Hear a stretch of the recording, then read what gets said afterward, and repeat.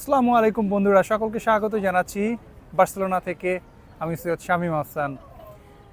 আমরা এখন রয়েছি স্পেনে, আর স্পেনের বার্সেলোনা শহরে। পিছনে দেখতে পাচ্ছেন বার্সেলোনার আইকনিক একটি ট্যুরিস্ট ডেস্টিনেশন সাগ্রা ফ্যামিলিয়া। যদিও বা এখানকার যে লোকাল ট্যুরিস্ট স্পটগুলোর নাম উচ্চারণ করতে গিয়ে আমাদের বেশ ভালোই কষ্ট হয়ে যাচ্ছে, কারণ আমরা অভ্যস্ত নয় এই শব্দগুলো। তো আজকে আসলে একটু আপনাদের সঙ্গে গল্প করতে চাচ্ছি যে কিভাবে আপনারা স্পেনে ইউকে থেকে আসতে পারেন। ইউকে থেকে সেনজেন ভিসা নিয়ে সেনজেনভুক্ত সবগুলো দেশেই কিন্তু যাওয়া যায়। অনেকেই এগুলো নিয়ে দ্বিধাদ্বন্দ্বে ভোগেন। তো আমরা রিসেন্টলি যেটা হলো যে হঠাৎ করে মনে হলো যে আমরা ইউকেতে যেহেতু আছি, একটু ইউরোপে ঘুরে আসি। তো ইউরোপে ঘুরতে গিয়ে যে কোনো দেশের ভিসার জন্যই আপনি অ্যাপ্লাই করতে পারেন। এর ভিতরে কিছু কিছু দেশের ভিসা খুব দ্রুত সময়ে অ্যাপয়েন্টমেন্ট পাওয়া যায়, কিছু কিছু দেশের ভিসার অ্যাপয়েন্টমেন্টের জন্য একটু বেশি সময় লাগে। তো এর ভিতরে স্পেনের অ্যাম্বাসি যে অ্যাপয়েন্টমেন্ট খুব দ্রুত পাওয়া যায়, এই জন্যই আমরা এটাকে সিলেক্ট করি।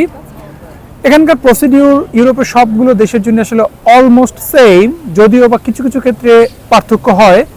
স্পেনের ক্ষেত্রে আপনাদের যেটা লাগবে, যদি আপনি চাকরিজীবী হন আপনার এনওসি লাগবে, আপনি যদি স্টুডেন্ট হন আপনার ইউনিভার্সিটি লেটার লাগবে, আর পাশাপাশি হলো যে আপনার ব্যাংক স্টেটমেন্ট লাগবে, প্রুফ অফ অ্যাড্রেস লাগবে, ভার্সিটির থেকে একটা চিঠি নিতে হবে। এগুলোর পাশাপাশি হলো আপনাকে যেটা বললাম যে প্রুফ অফ অ্যাড্রেসের জন্য আপনার ব্যাংক স্টেটমেন্ট এটা খুব গুরুত্বপূর্ণ ভূমিকা পালন করে। এরপর আপনি অনলাইনে গিয়ে যখন ফর্ম পূরণ করবেন, পূরণ করার পরে আপনাকে একটা ডেট নিতে হবে সব কাগজগুলো জমা দেওয়ার জন্য। স্পেনের ভিসার জন্য সাধারণত কোনো আলাদা কোনো লেটার অথবা কোনো ট্রাভেল স্টোরি বা এগুলো অনেক কিছু লিখতে হয় না, শুধু এই ডকুমেন্টগুলো হলেই হয়। পাশাপাশি যেটা হয় অ্যাপয়েন্টমেন্ট লেটার নিতে হয়, একটা অ্যাপয়েন্টমেন্ট নেওয়ার পরে এখান থেকে লেটার পাবেন, আর যে ফর্মটা পূরণ করবেন সেটি, আর পাশাপাশি এই ডকুমেন্টগুলো। হাজব্যান্ড ওয়াইফ যদি একসঙ্গে অ্যাপ্লাই করেন সেক্ষেত্রে আপনাদের ম্যারেজ সার্টিফিকেটও দিতে হয়।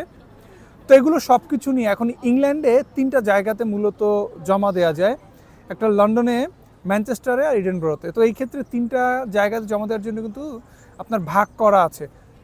যেটা আমরা করেছিলাম, আমরা যদিও বা নিউ ক্যাসেলে ছিলাম কিন্তু আমরা জমা দিয়েছিলাম ম্যানচেস্টারে। পরবর্তীতে ওরা আমাদেরকে জানায় যে না, নিউ ক্যাসেলেটা ম্যানচেস্টারে হলেও আমার যে অফিস অ্যাড্রেস সেই অ্যাড্রেস অনুযায়ী আমি পড়েছিলাম ম্যানচেস্টারে, বাট আমার হোম অ্যাড্রেস সেটা পড়ছিল ইডেনবরোতে। তো যেটা বললাম 3টা জায়গাতে, লন্ডনে, ম্যানচেস্টার এবং ইডেনবরোতে 3টা জায়গাতে জমা দেওয়া হচ্ছে। আপনারা জমা দেওয়ার আগে দেখে নেবেন আপনি আসলে কোন জোনের আন্ডারে, এবং সেখানে আপনি জমা দিবেন।